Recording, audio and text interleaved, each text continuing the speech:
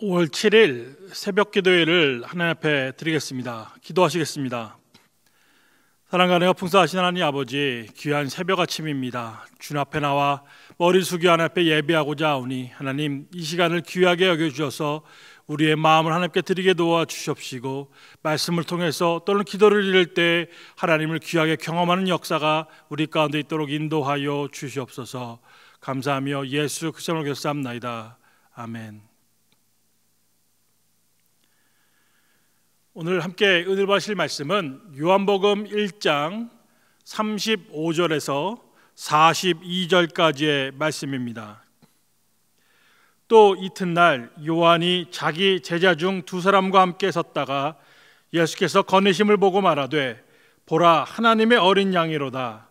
두 제자가 그의 말을 듣고 예수를 따르거늘 예수께서 돌이켜 그 따르는 것을 보시고 물어 이르시되, 무엇을 구하느냐?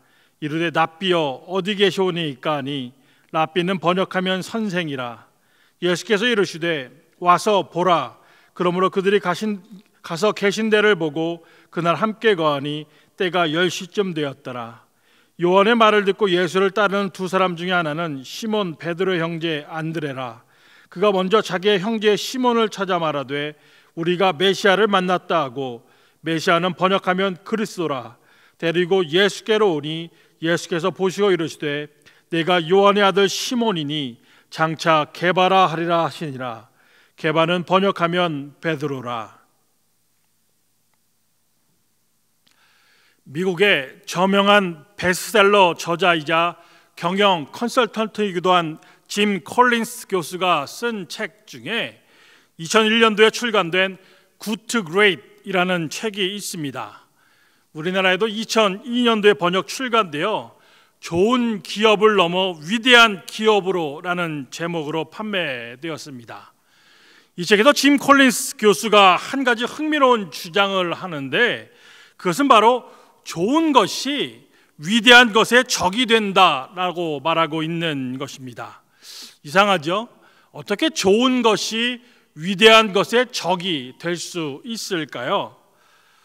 무슨 말이냐면, 좋은 학교들이 있고 좋은 정부가 있고 좋은 삶을 사는 사람들이 있고 좋은 회사들이 있는데, 그 좋다는 것에 안주하고자 할 때 위대한 것이 될 수는 없더라라는 것입니다. 그러면서 짐 콜린스 교수는 미국의 여러 유명한 기업들 중에서 좋은 회사에서 위대한 회사로 도약한 11개 기업을 찾아 연구해서 이 기업들이 도대체 어떻게 단지 좋은 회사에서 머무르지 아니하고 더 위대한 회사로 도약할 수 있었는지를 연구했습니다. 그러면서 알아낸 것이, 어떤 조직이든지 간에 그 조직이 위대하게 도약 발전하는 데에는 몇 가지 공통적인 특징들이 있는데, 그 중에 중요한 것이 이와 같다는 것입니다. 위대한 회사로 도약한 기업들이 집중한 것에는 기업의 성장은 그 상황의 함수가 아니라 대개 의식적인 선택의 결과다라는 것입니다. 이것이 무슨 말이냐면, 단지 기업의 임원들, 사장님이나 다른 이사님이나 전무님 같은 임원들만이 우리 회사를 위대한 회사로 만들어야지 라고 생각하고 나머지 직원들은 그냥 끌고만 가면 되느냐? 그렇지 않았다라는 거예요. 다시 말하면 모든 사람들이 똑같은 의식을 갖고 그에 맞는 선택을 해 나갈 때 이 회사가 좋은 회사에서 더 위대한 회사로 발전할 수 있었다라는 것입니다. 그리고 그 중심에 이 일을 훌륭하게 수행할 지도자가 있었다라는 것이죠. 결국 사람이 중요하다라는 거예요.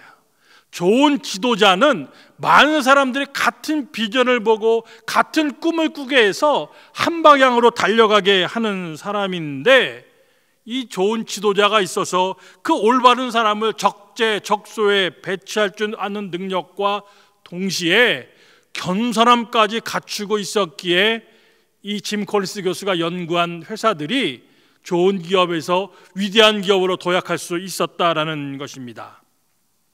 사실 그 사람, 그 지도자가 중요하다는 얘기는 어제 오늘의 얘기가 아니죠. 그런데도 많은 회사나 조직뿐 아니라 심지어 교회들조차도 성장과 성숙을 위해 사람에게 집중하고 투자하기보다는 어떤 좋은 프로그램이나 기술, 좋은 시설을 갖추고 그것들을 이용해서 뭔가 성장해 보려고 애를 쓰고 거기에 투자를 하는 경우가 많습니다. 간혹 좋은 사람을 찾더라도 실력과 더불어 겸손한 사람이 아닌 당장 눈앞에 가시적인 성과를 보여줄 수 있는 사람들을 찾아 거기에 매달리고 그 사람을 즉시 써먹고자 하는 것이죠. 내가 100을 투자했으니 200을 효과를 만들어주는 그 사람들을 이 기업들이 또는 교회들이 찾고 있다라는 것입니다. 그런 리더로 세우기를 원하는 것이죠. 당장 써먹을 수 있는 사람, 당장 우리에게 가시적인 효과를 보여줄 수 있는 사람. 그런데 이런 능력을 갖춘 사람들이 어디 흔하냐라는 말입니다. 그렇지 않죠. 그러다 보니까 사람 찾다가 지친 기업이나 교회들이 프로그램이나 기술 또 시설 내리는데 똑같이 돈을 쓰고 거기에다 시간과 열정을 사용하게 되다 보니까 많은 순간 인적, 물적 자원의 낭비가 생기기도 합니다. 그리고 이런 일이 계속해서 반복되고 있는 것이죠. 그러니 어찌합니까? 교회가 리더가 없다고, 지도자가 없다고 하나님의 일을 포기해야 되는 것일까요? 그렇지 않습니다. 가장 좋은 방법은 없으면 길러내야 되지 않겠습니까? 지금부터라도 오랜 안목으로 사람을 찾고 길러내며 그 사람이 좋은 지도자가 되기까지 인내하며 기다려주는 일을 해야 한다는 것입니다. 물론 이러한 것들은 쉬운 일이 아닙니다. 그러나 이 일만큼 중요한 것도 없다라는 것입니다. 왜냐하면 하나님께서 사람을 통해서 일하시기에 그에 알맞은 사람을 찾고 길러내는 일은 매우 중요하고 교회가 결코 포기해서는 안 될 일이다라는 것입니다. 사실 성경을 자세히 읽다 보면 성경의 많은 부분이 하나님께서 사람을 찾는 얘기로 되어 있다는 것을 알 수가 있습니다. 하나님께서 사람을 찾고 계신 것이죠. 하나님께서는 자신을 대면하여 안다고까지 했던 위대한 종 모세가 한 시대를 지나고 이제 떠날 때가 되니까 하나님께서는 여호수아를 찾으셨습니다. 한 시대를 이끌었던 제사장 엘리가 그 시대를 마감하자 하나님께서는 비록 나이 어린 사람이었지만 사무엘을 찾으셨습니다. 교만한 사울왕을 대신하여서는 하나님 마음에 합하다는 다윗을 하나님께서는 찾으셨습니다. 우리는 성경에서 너무나도 쉽게 하나님 뜻에 맞는 사람을 찾으시는 그 관한 이야기를 들을 수가 있다라는 것입니다. 근데 우리는 여기서 중요한 것은 과연 그런 하나님이 찾으시는 사람은 어떠한 사람인가라는 것을 알아야 된다라는 것이죠. 하나님께서는 어떤 사람을 마음에 들어 하시고 당신의 일을 맡기고자 찾으시는 것일까요? 에스겔 22장 30절에 보면 이런 말씀이 있습니다. 이 땅을 위하여 성을 쌓으며 성 무너진 데를 막아 서서 나로 하여금 멸하지 못하게 할 그 사람을 내가 그 가운데 찾다가 찾지 못하였으므로. 무슨 말입니까? 하나님께서 사람을 찾으시는데 흡사 소돔과 고모라를 보고 중보하던 아브라함과 같이 죄악된 세상에 물들지 아니하고 그래서 하나님께 울며 불며 매달려서 이 죄악된 땅을 용서해달라고 위하여 기도할 사람, 그러한 사람들을 하나님께서는 찾고 계시다라는 것입니다. 하나님께서 찾으시는 사람은 다른 무엇보다도 하나님의 뜻에 순종할 사람이어야 된다라는 것이고 하나님 마음을 헤아려서 그 뜻대로 살아야 될 사람을 하나님께서는 찾고 계시다라는 것입니다. 하나님을 사랑함으로 평생을 하나님과 더불어 살아갈 사람, 모든 일에 인내하며 고난도 하나님의 뜻을 위해서라면 감당할 수 있는 그 사람, 또 견뎌낼 수 있는 그 사람, 큰 것부터 사소한 것에 이르기까지 그 딸이 말입니다, 어머니와 대화하듯이 혹 연인들이 서로 사랑하는 사람에게 애틋하게 마음으로 속삭이듯이 그렇게 하나님께 기도하며 대화할 그 사람을 하나님께서는 찾고 계시다라는 것이죠. 그런 사람 어디 있을까요? 혹시 저와 여러분은 하나님께서 찾으시는 그와 같은 사람인지요? 다른 사람과 똑같은 삶을 살아야 해서는 하나님께 쓰임받을 수가 없습니다. 우리가 잘 아는 로마서 12장 2절은 이렇게 말하고 있습니다. 너희는 이 세대를 본받지 말고 오직 마음을 새롭게 함으로 변화를 받아 하나님의 선하시고 기뻐하시고 온전하신 뜻이 무엇인지 분별하도록 하라. 다른 사람이 다 세상과 타협하며 산다고 나도 그렇게 살아야지 한다면 하나님께 쓰임받을 수가 없습니다. 하나님께서 찾으시는 사람이 될 수 없다는 말이죠. 다른 사람이 다 자고 있다고 해서 나도 영적으로 잠들어 버리면 하나님께서 사용하실 수가 없습니다. 뭔가 좀 다른 사람을 하나님께서 찾게 된다는 것이죠. 과연 나는 하나님께서 찾으시는 사람인지 생각해 볼 필요가 있지 않겠습니까? 과연 나의 그릇이 하나님께서 쓰실 만한 그릇인지 생각해 보셨으면 좋겠습니다. 오늘 본문에서도 예수님께서 한 사람을 만나셨습니다. 그 사람이 누굽니까? 바로 요한의 아들 시몬입니다. 우리가 이 신약 성경을 통해 이 요한의 아들 시몬에 대해서 아는 것들이 있죠. 그의 이름 시몬은 시브리식 이름인 시므온을 헬라식으로 부른 것입니다. 요한의 아들 시므온은 헬라 문화가 지배적이었던 이방 지역 벳세다성 출신이며 예수님을 만날 당시에는 가버나움에 살고 있었습니다.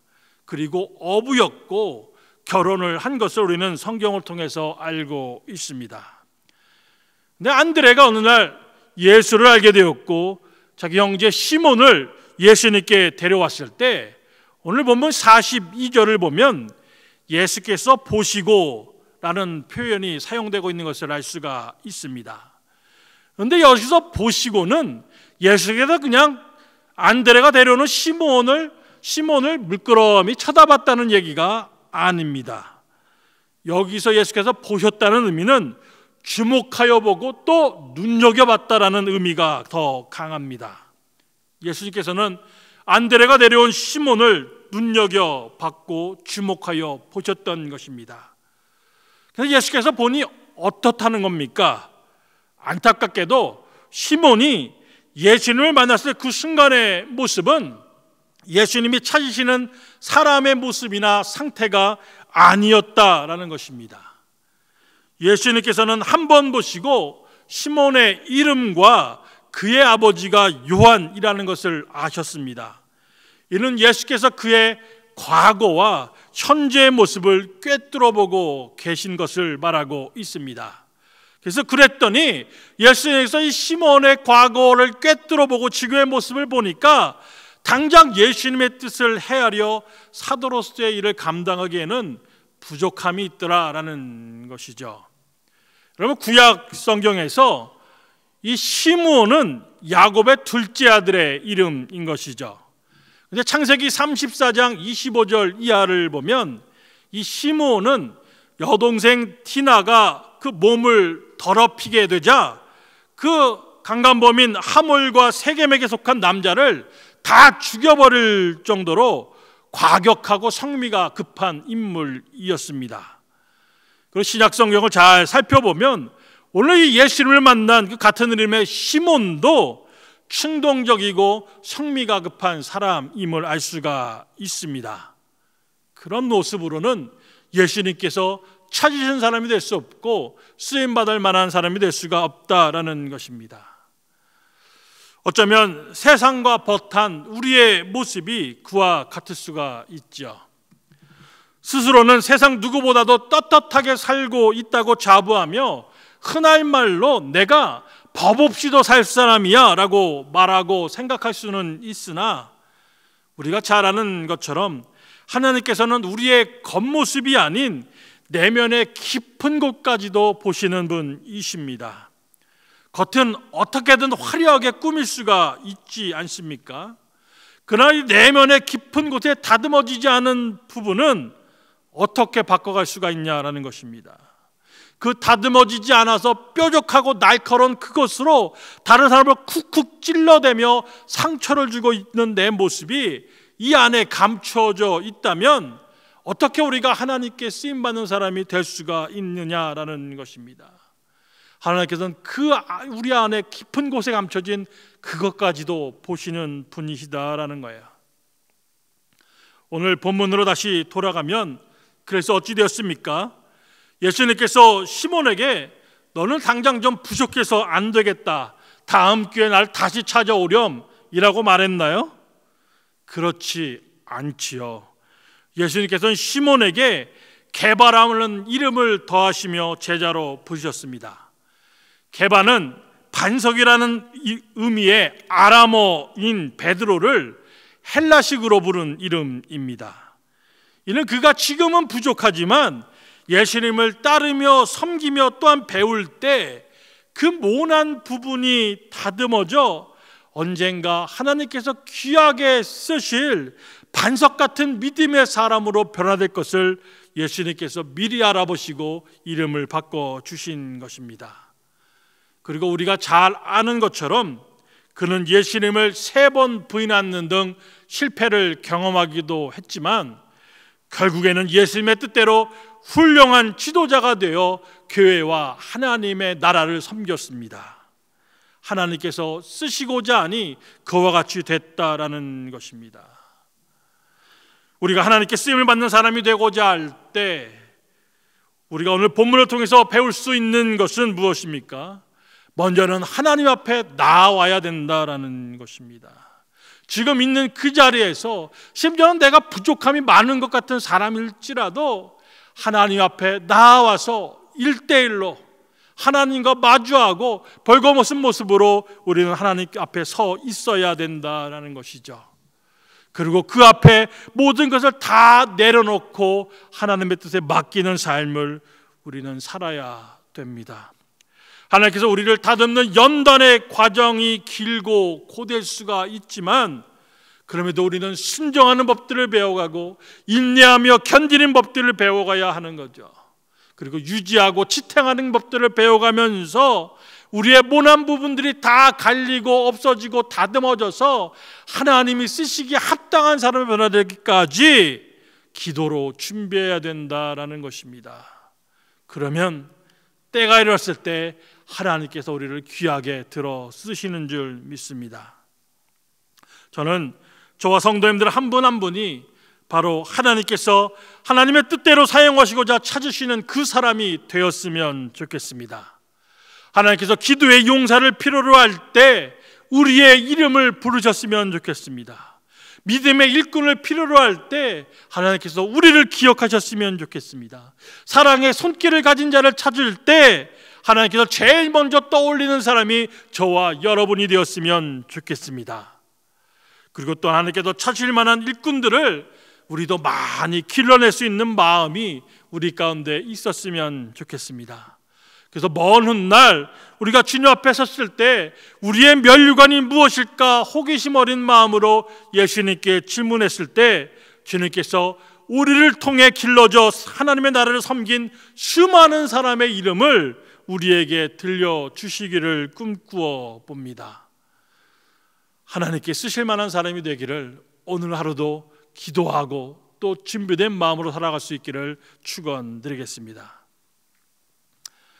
이제 함께 같이 기도했으면 좋겠습니다. 첫 번째로 코로나19가 안정되어 감에 따라 순차적으로 예배와 모임을 재개해 나가려고 하고 있습니다. 이류에 하나님의 은혜가 함께 하시도록 기도해 주시기 바랍니다. 두 번째로 성도들 중 환우와 연로하신 분들의 평안과 안전을 위해서 기도해 주시기 바랍니다. 세 번째로 오늘도 하나님을 깊이 경험하는 하루가 되기 위해서 기도해 주시기 바랍니다. 제가 기도하고 마치겠습니다. 사랑하신 하나님 아버지, 오늘도 우리를 겸손히 하나님 앞에 이 새벽에 드렸사오니 하나님 저희를 하나님께서 쓰실 만한 사람으로 받아 주시기를 원합니다. 그래서 하나님께서 누군가를 필요로 할 때 아버지 이사야가 그랬던 것처럼 주님 제가 여기 있습니다, 저를 사용하여 주십시오 하고 나갈 수 있도록 도와주십시고, 또 하나님께서 귀하게 사용하실 만한 그릇이 우리가 될 수 있도록 인도하여 주시옵소서. 오늘 하루를 기도하며 예배하며 시작하오니 이날도 하나님의 귀한 은혜를 경험하는 한 날이 되기를 원하오며 예수 그리스도의 이름으로 기도합나이다. 아멘.